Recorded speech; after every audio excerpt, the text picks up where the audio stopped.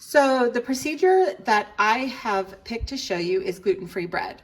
Our whole family is gluten-free, and over the summer I have learned techniques to make gluten-free bread taste really, really good. One of the first things in gluten-free bread that's different than regular bread is this, and it is psyllium husks. Gluten-free bread lacks the stretchiness that gluten does because it lacks gluten. So we add this psyllium husk here in order to help with that, with the texture of the bread. So I have done all my mise en place. I have my water, my warm water here mixed with my sugars. I have my oil. This is the psyllium husks mixed with the wheat. This is, or with the yeast. And then this is the gluten-free flour, which is my own personal blend, and salt. So here we are. Basically, it's a lot of the same ingredients that you would use in gluten bread, only we have the addition here of psyllium husks. And I'm going to show you how we process that and how it makes the dough a little stretchier. So first thing we're going to do is we're going to add our liquid into our mixer. And then we're going to add in, which has my honey in it, going to add in my yeast and my psyllium husks. Now this is the really interesting part, is I'm going to show you that this is going to get like a gel-like state. So we're just going to beat this. And it's going to start to thicken up and become very gel-like.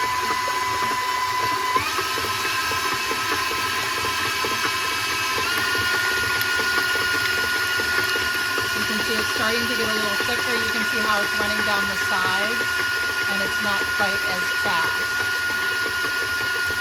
So there it goes. It's starting to thicken up like gel. It's an amazing process when you watch this happen. There it goes.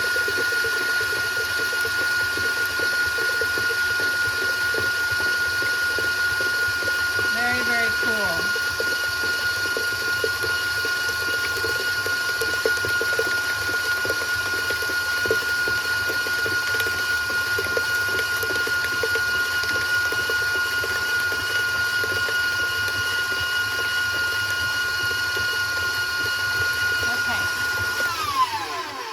Now you can see, this is what our psyllium husk does. You can see now that it's very gelatinous, and that's what you want. This is what's going to help add some of that stretchiness back into our dough, since our flour does not contain gluten. So I'm going to go ahead and just get my oil mixed in here. Just going to give that a little mix there before I add my dry ingredients here.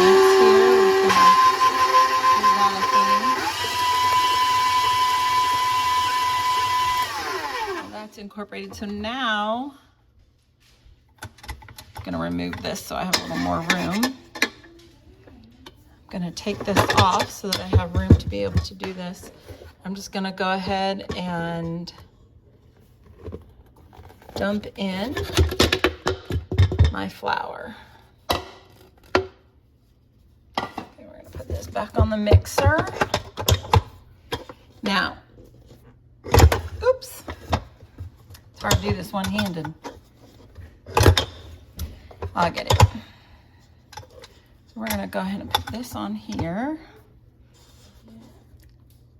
There we go.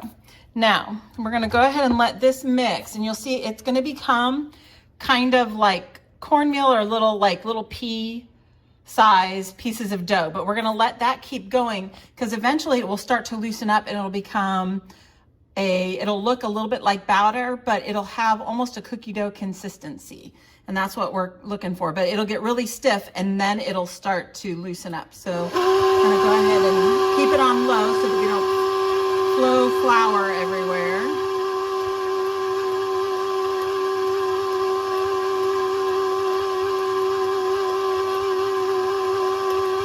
It's starting to incorporate.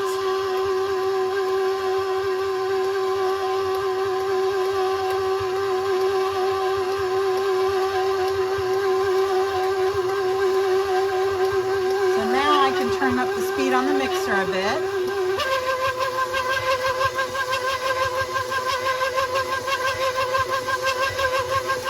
We're going to stop it for a minute. So you can see I have a little bit of the psyllium husk here, but you can see what that looks like. It's kind of almost looks paperish, but we're going to keep that mixing so it can all incorporate together.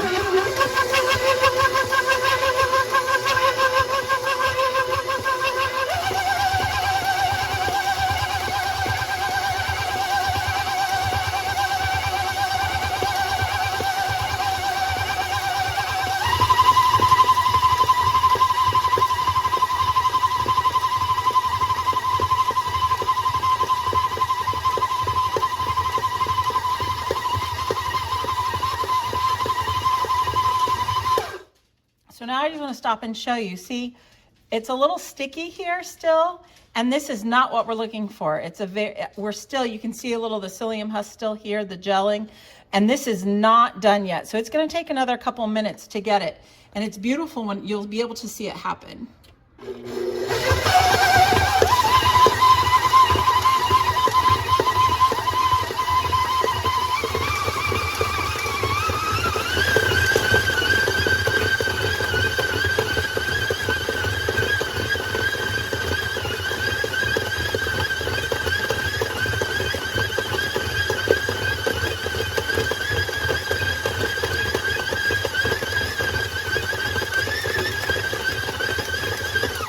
The dough's starting to loosen up. You can see it.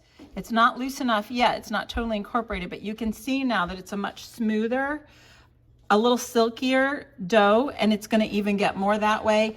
And as it starts, it's going to start clinging to the sides. You can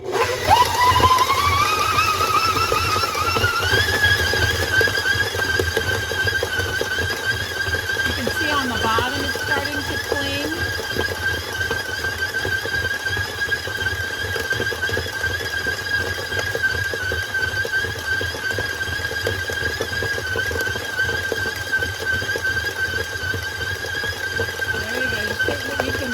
Starting to loosen up.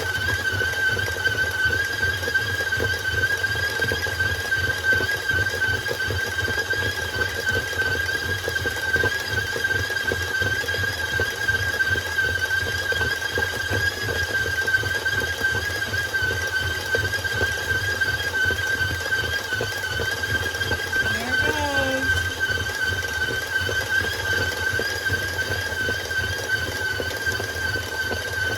All of a sudden it just starts loosening and it becomes this beautiful fluffy dough.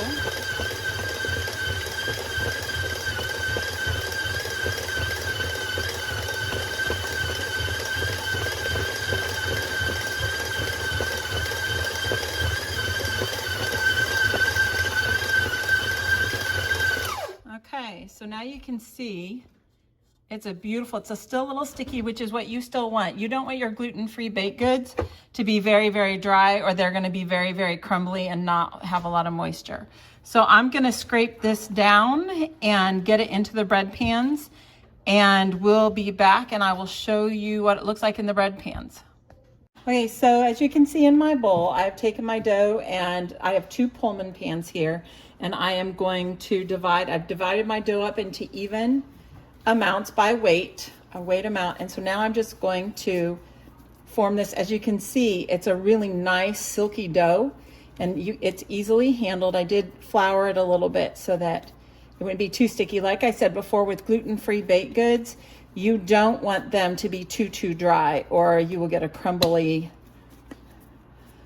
loaf, which is what you don't want. So here I have my loaf, and I'm just gonna stick it down here in my Pullman pan. There's number 1. Here's my second one. We're gonna just work that so that it's really smooth and silky before we stick it in our pan. And again, for one thing, for gluten-free bread that is different, another thing that is, I should say, that is different for a gluten-free bread than it is for yeast breads is you only have to proof it once. You don't have to do a first proof and then form it and then do a second proof. You can form that is one great thing. It doesn't take as long because you can form your loaves and whatever form you're doing with your gluten-free stuff, and then you just let it rise, and then you stick it in the oven. So It actually doesn't take as much time, so we're just going to push that down in here. We're going to push this one down a little bit. And now we're just going to let them sit. And I'm going to cover those, and we're going to let those sit for about 25-30 minutes until they double in size. We want to kind of, with gluten-free loaves, you want to make sure you don't proof them as much as you do with gluten loaves, so it doesn't have to be a total double size.